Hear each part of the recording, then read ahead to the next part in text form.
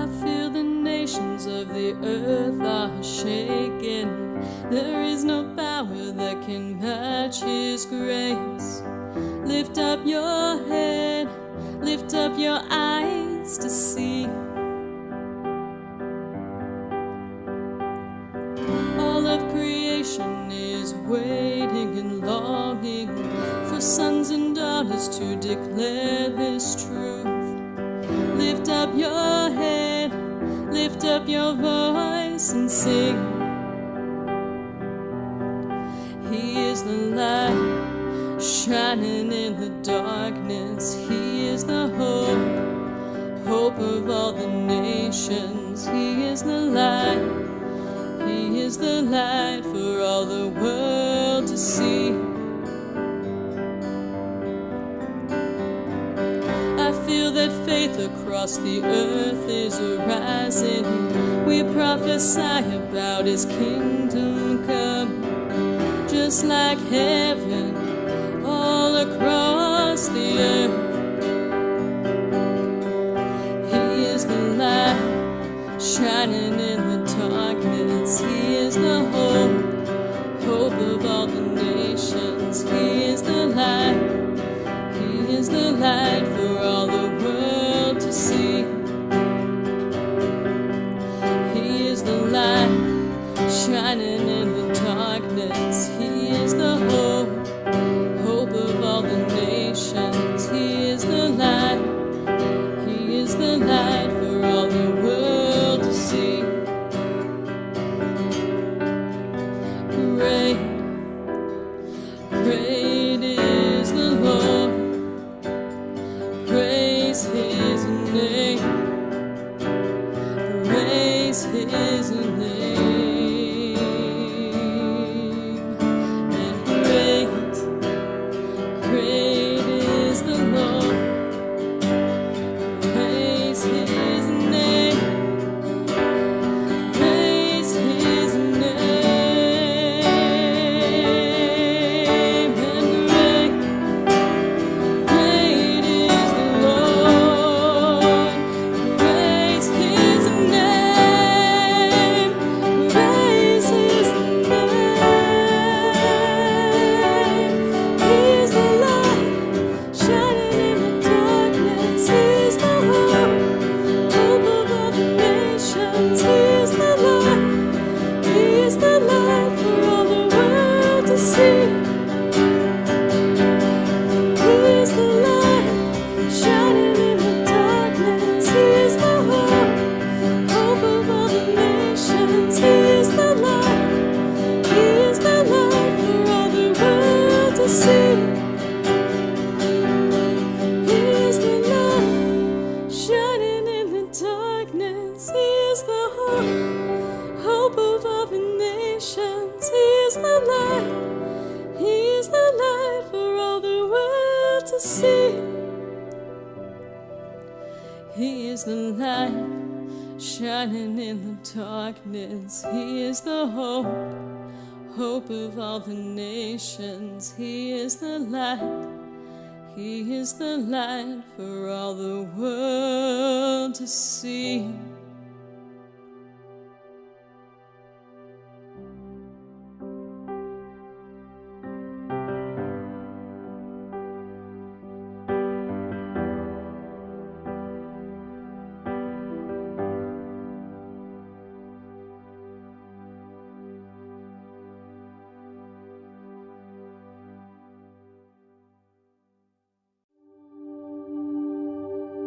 Every day, I'm still looking for God, wrote the poet Mary Oliver, and I'm still finding Him everywhere, in the dust, in the flower beds, certainly in the oceans, in the islands that lay in the distance, continents of ice, countries of sand with its own set of creatures, and God. Look around you. What do you see? As you gaze out of the window of your home, staring off into the distance, do you see it? Emerging from the soil of the ground, opening up on every tree branch, bursting forth on every stem of the flower, waving to you in the rhythm of the wind. Do you see it? This psalmist shouted from the rooftops, life, space, zest.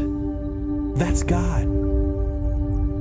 It cries out to us, pleading with us to pay attention as it surrounds us in a symphony of love. Do you see it? Can you hear it?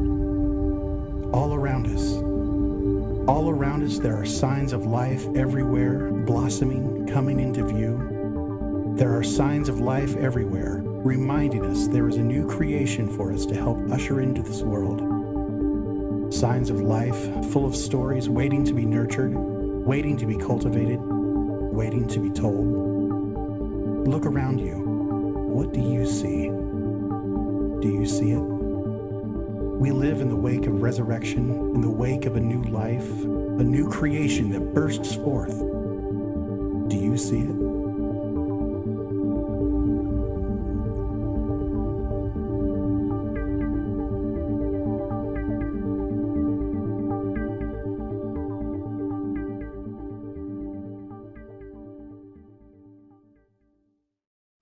I've started taking a lot of walks recently. Every day we go out as a family. Elliot flies past us on her scooter as we walk the empty streets of South Lake Union, the locals' only scene of the Seattle Center. We walk into downtown, hardly ever passing a single person. It's weird, right? I also started taking solo walks in the morning, walking up into an empty Cary Park and Parsons Garden. Slowing down, gathering my thoughts, finding space outside our crowded apartment. I get to breathe, decompress, feel a little bit normal once again. There's been something rather restorative about these walks for me. Moments to pause and pay attention, to see the flowers on the trees, watch tulips and daffodils sway in the wind, feeling the sun on my face and the breeze brush past my fingertips, to see the mountain, and the beauty that we're surrounded by, to stop and pay attention. These walks have been good for me. Listening to scripture, past seasons of our Awake My Soul podcast. To pray. To find quiet. To sit and meditate. Reflect on my thoughts and feelings. To connect with what's happening in and around me. To seek solace, comfort, the presence of God. Our therapist suggested this practice, especially for this season. It's been a game changer for me. I know this is a challenging season of change, of decision fatigue, of grief and loss, of uncertainty piled on top of uncertainty. And with all of this, I want you to know you'll never walk alone. That to the extent that you wish, want, desire, or even capable of, we'll be here. That's why there's a Connect with a Pastor link always up on our unitedchurch.live page. That's why we're doing weekly digital happy hours. It's why we're trying new things and new ways of staying connected and present with and for one another. But sometimes that's not enough.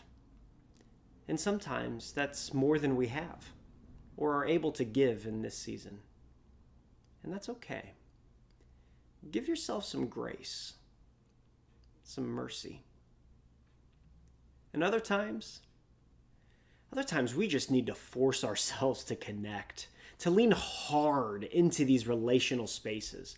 Sometimes we need to push ourselves, for our own benefit, because together we get to hold the tension of hope and possibility for each other. We hold one another up, especially when we need it the most. All around us, there are these signs of life, signs of hope emerging, bursting into view. But we can close ourselves off to those possibilities, especially if we quarantine ourselves from experiencing and experimenting with new ways of seeing. If we remain locked away, focusing on the darkness. This is the first Sunday after Easter. Eastertide, this season is called. A beautiful phrase, right? I like to think of it as a wave washing over each and every one of us, bringing new life, new possibilities, new hopes in its wake. And so to help us ride this beautiful wave of Eastertide, we're entering into a new series called Signs of Life, looking at the 8 miracles found in the Gospel of John that alert us to a new way of seeing, a new way of hoping, a new way of engaging this new life that's emerging from the darkness. And I know miracles can be a hard pill for many of us to swallow, especially in this pandemic, with so many throwing science and reason out the window. And it seems like a conversation about miracles right now might help to further discount or discredit science, rendering it moot in the spiritual landscape. I get it. I really do. I really like how C.S. Lewis presses into this fear in his book Miracles. Lewis says, "Nothing can seem extraordinary until you have discovered what is ordinary. Belief in miracles, far from depending on an ignorance of the laws of nature, is only possible insofar as those laws are known." Or in other words, we don't discount science. We press further into it. We venture deeper into the mysterious unknown of natural laws. We journey beyond the edge of our knowledge to explore and discover new and beautiful truths about the God of the universe. And there, in our new discoveries, we experience just how much further there is to go.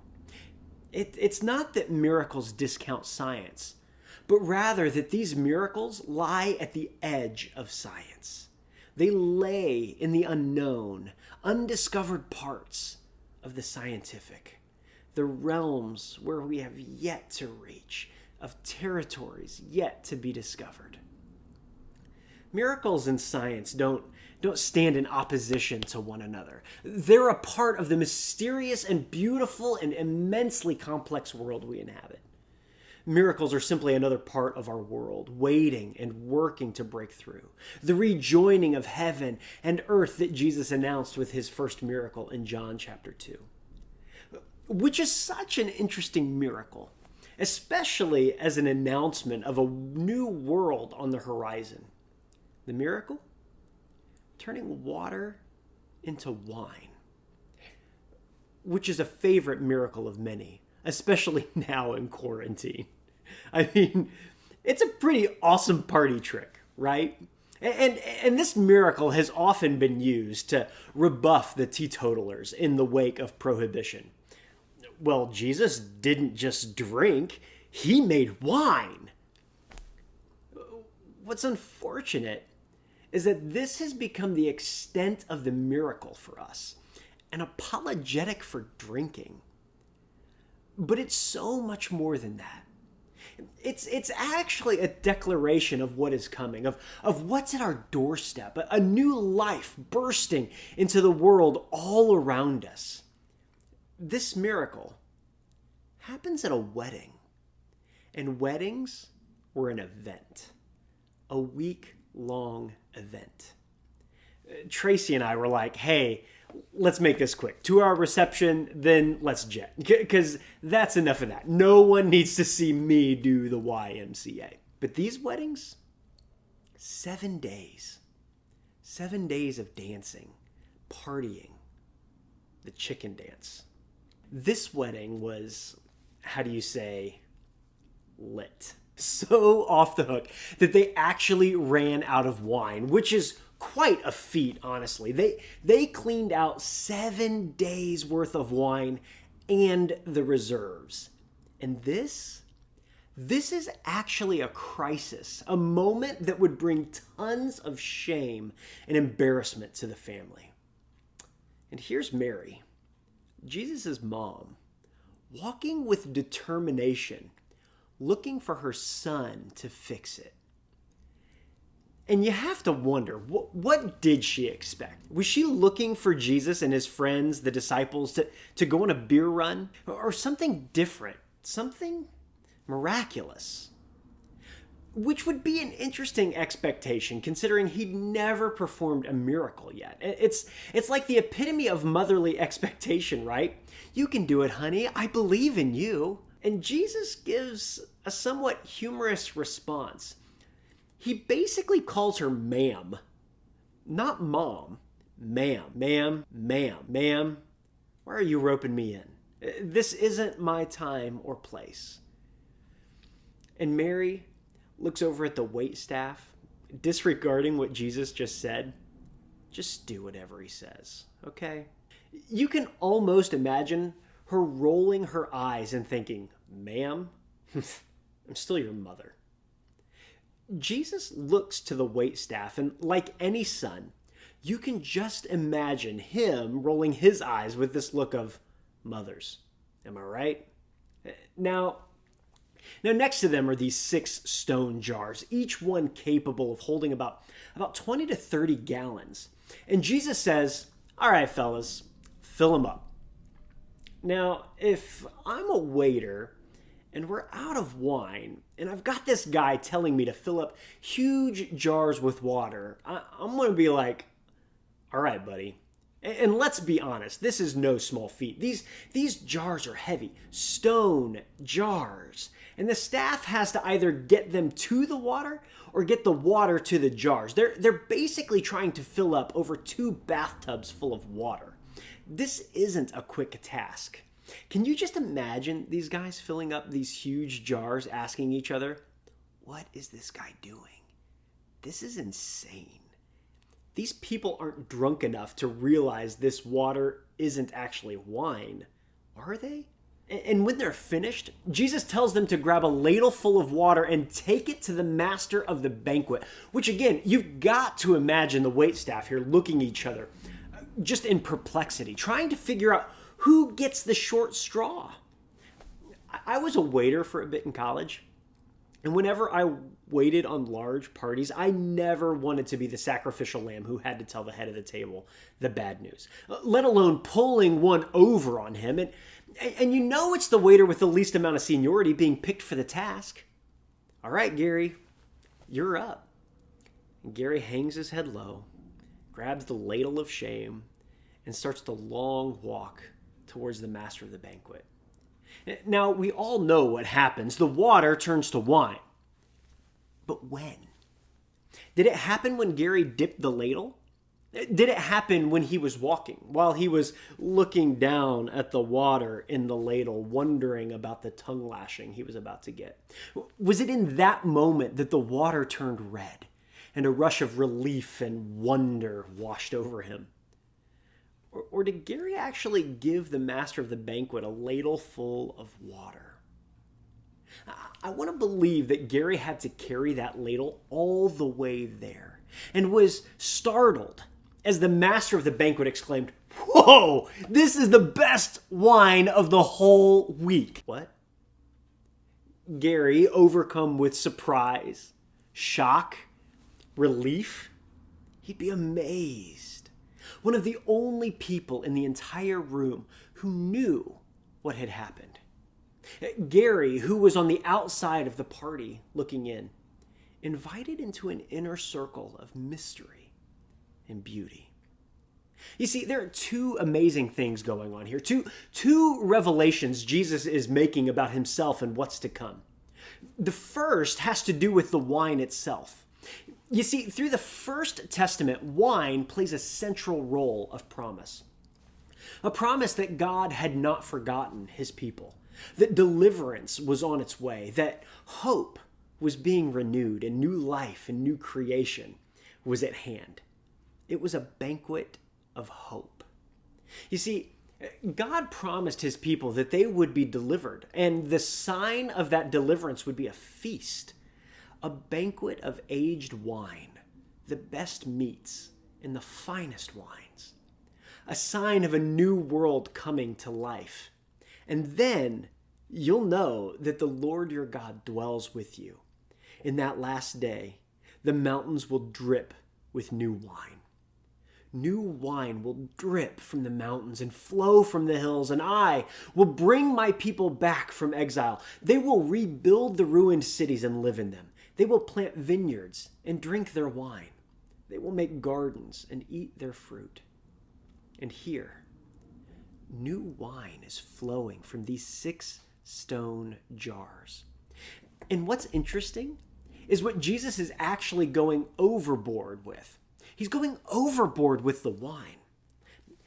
I asked the Google to do a little computation for me because I was curious, how much wine did Jesus actually create out of the water? Okay, Google, how many bottles of wine are in 180 gallons? 63 cases of wine, or about 756 bottles. Did you catch that? 756 bottles. That's a lot of wine. Like a lot.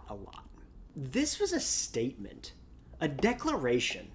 And not that Jesus was one lit dude who liked to party. No.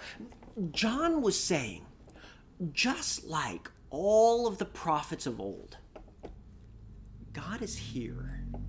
A new world is coming. A new life, a new hope, a new promise is at hand. John wrote, this was the first of the signs through which he revealed his glory, and the disciples believed in him. The first, meaning, hey, guess what, fam? I've got more. So pay attention. The second revelation, though, hey, Gary, you're in on this too. You, the waitstaff, the servant, you're not on the outside looking in, you're on the inside, and you're making this happen with me. You're a co-creator of this new world. I think that's why I like so much this idea of Gary walking all the way to the master of the ceremony with no idea of what's going on. To be astonished, thinking, I'm going to get a tongue lashing, to best wine, to this guy must be totally wasted, to walking back to the stone jars and seeing them overflowing with wine, knowing that he had played a part in something remarkable, a new declaration of hope and promise. This is what Eastertide is all about. It's about Gary and you and me participating in the new life that's growing up all around us. It's about you and I partnering with Jesus to crack open the mountains, to see new wine flowing all around us, to be dealers of hope and love, of possibility and change. And this is for everyone, for you, for me. No matter what people have told you about who you are or how you're somehow disqualified. You see, that's not the story of Jesus. Jesus, with his first miracle, shows that it's not about the powerful or the prestigious. It's for the lowly, the ordinary. It's open to all. It's open to you. And while the party rages on all around us, there's a circle of people who know just how the party got started, who see Jesus for who he really is and follow him in creating new life and hope wherever they go. You see, you too can be a part of this. You too can walk into this world of hope and possibility, of love and grace and mercy and peace. You can step in not only to find rest, but to create and bring along others with you for the ride. This is Eastertide. Let the waves wash over you, run through you, change you. And together, let us celebrate what is at hand. Oh, freedom is calling. Oh, I can feel it in the air. You're singing over me when I don't have a song left to sing. You sing.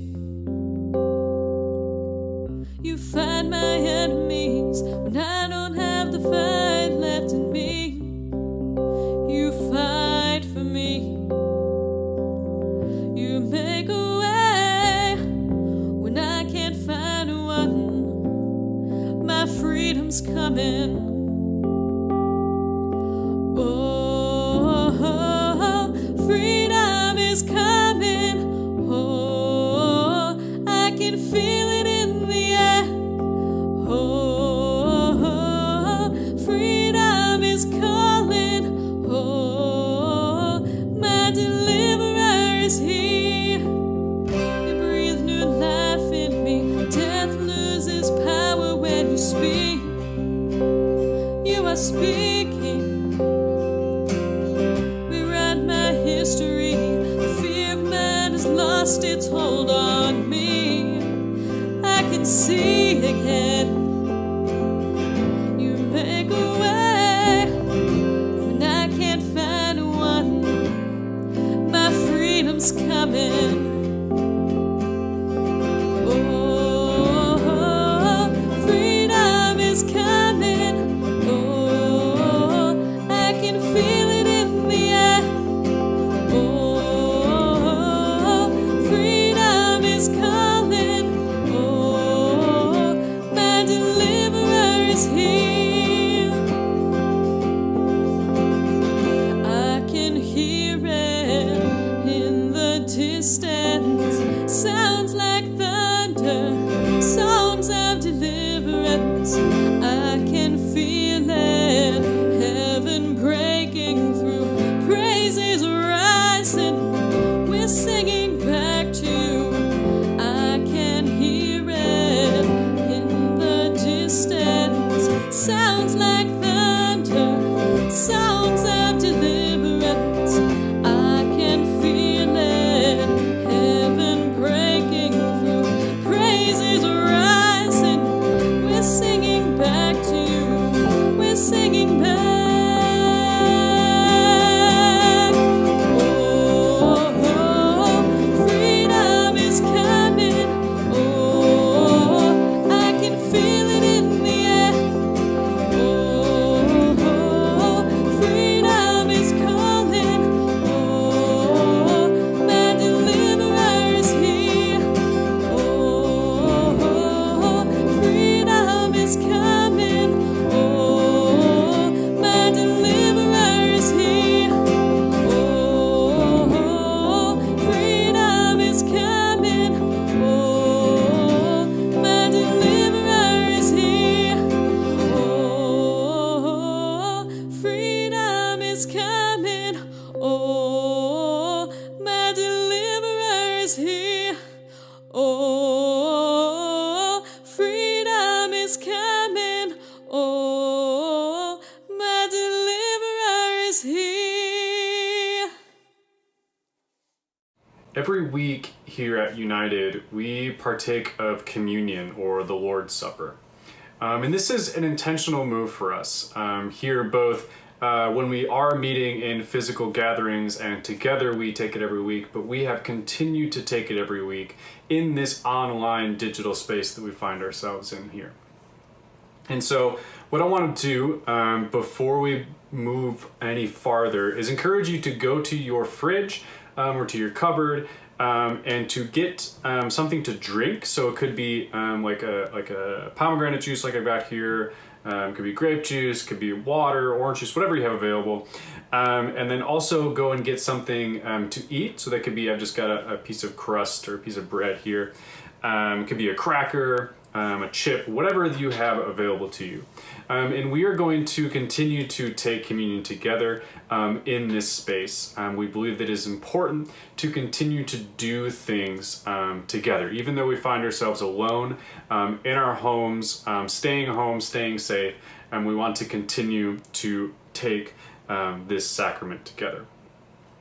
And what is really beautiful about this sacrament is that it is or represents or started around a supper, around a meal that people would come together and eat together. And we do this as a reminder both of what we used to have and what we will have again, that these times that we be able to get together and to eat together will come again. We also do it to remember the first Last Supper. So we do this to remember the thing that we just celebrated a little over a week ago on Maundy Thursday, when Jesus gathered together with his closest friends and took or started the first Last Supper, which started as the Passover. And we do this as a reminder of what Jesus did then on that Friday, and willingly giving of himself so that we may be set free. And forgetting that the story does not end there, but continues on into Easter Sunday, continues on to the day that he would rise, that he would come back to life and speak to Mary, show himself to the disciples, reveal himself to some of his disciples while walking on the road to Emmaus, and partaking of supper there. And so we do that to remember what was, what is happening, and what will happen. And so we find ourselves now in Easter tide. We find ourselves in a time of joyous celebration around the Christian calendar, even if we don't feel it in our hearts or in our emotions, and that's fine. If you find yourselves where this partaking something that is supposed to represent partly joy, it also represents death, or reminds us of death. And so I think what is so beautiful about communion is that it helps us hold the both and. It helps us hold both the remembrance of the pain and the suffering, but also reminds us of what he did in the resurrection and the giving of life, and what he will do in the second coming, and restoring and bringing all things new, and making creation back to what it was intended to be. And so this little thing that we do together represents a lot of kind of where we're at now. A lot of the tension of feeling down and quite possibly depressed for many of us, but at the same time holding on to joy and hope and peace. And I believe that it is possible for us to hold all of those emotions, all of those feelings together, and this is a part of that story. And so as we take this, we remember the night on which Jesus died. And he gathered around a table with his closest friends, and he broke bread, and he passed it around, and he said, "Take and eat, for this is my body which has been broken for you." In the same way, after the supper, he took the cup, and he passed it around, and he said, "Take and drink, for this is my blood, which has been poured out for you for the forgiveness of sins." Let's eat together.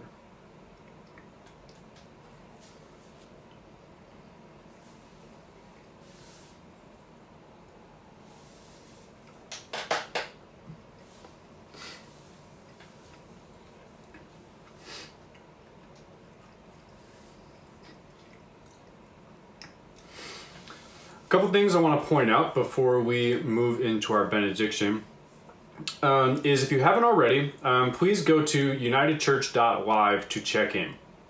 There will be a button there near kind of the top that'll say check in, and that'll take you to a form.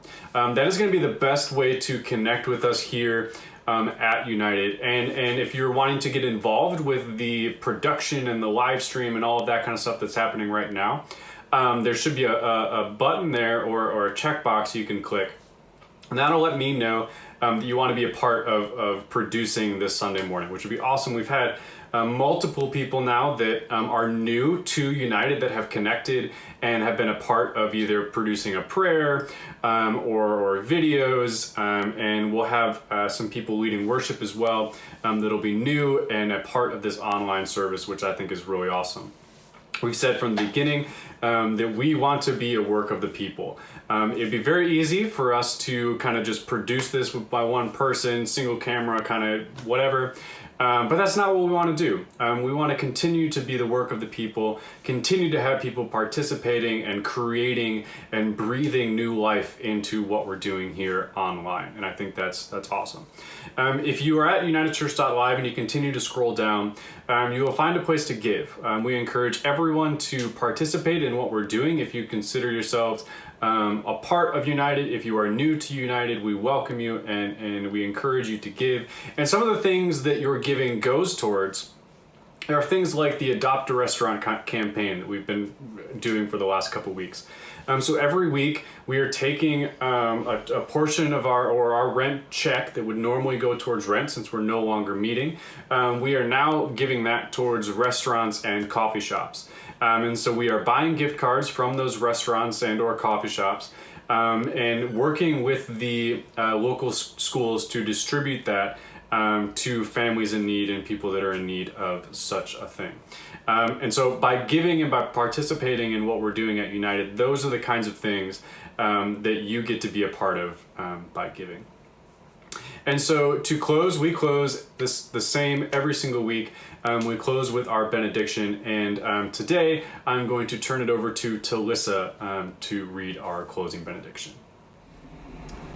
May God bless you with discomfort, at easy answers, hard hearts, half-truths, and superficial relationships, so that you may seek truth boldly and live from deep within your heart, where God's Spirit dwells. May God bless you with anger at injustice, oppression, and exploitation of people, so that we may work for justice, freedom, and peace.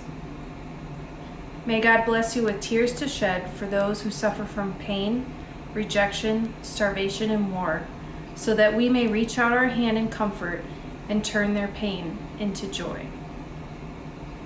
May God bless you with foolishness, to believe that through Jesus Christ we'll have the strength and power necessary to create change in this world and in our neighborhood, so that together we will courageously try what others claim cannot be done.